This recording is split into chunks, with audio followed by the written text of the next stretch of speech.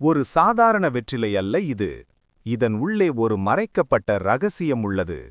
நாம் வெற்றிலையை சாப்பிடும்போது ஏன் அதன் காம்பை நீக்குகிறோம் தெரியுமா?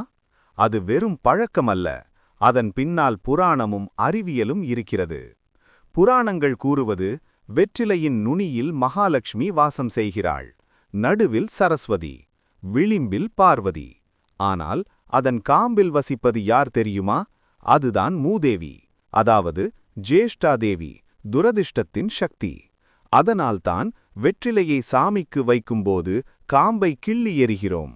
அது ஒரு சின்ன சடங்கு இல்லை, ஒரு ஆழமான குறியீடு. வாழ்க்கையிலும் அதேதான்.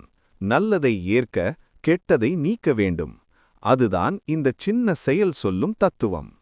அறிவியல் பார்வையில் பார்த்தால் வெற்றிலை காம்பில் சில நச்சுத்தன்மை இருப்பதாக கூறப்படுகிறது.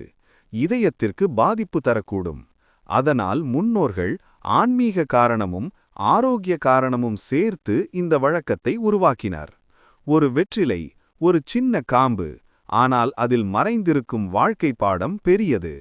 நம்முடைய மனத்திலும் இருக்கும் காம்புகளை, அதாவது பொறாமை, கோபம், பயம், இவற்றை நீக்கினால்தான் நம் வாழ்க்கையில் லக்ஷ்மி நிச்சயம் வாசம் செய்வாள். இனி வெற்றிலை எடுக்கும்போது இந்த ரகசியத்தை நினைவில் கொள்ளுங்கள். ஓம் சக்தி. மேலும் இது போன்ற தெய்வீக ரகசியங்களுக்கு எங்கள் சேனலை சப்ஸ்கிரைப் செய்யுங்கள்.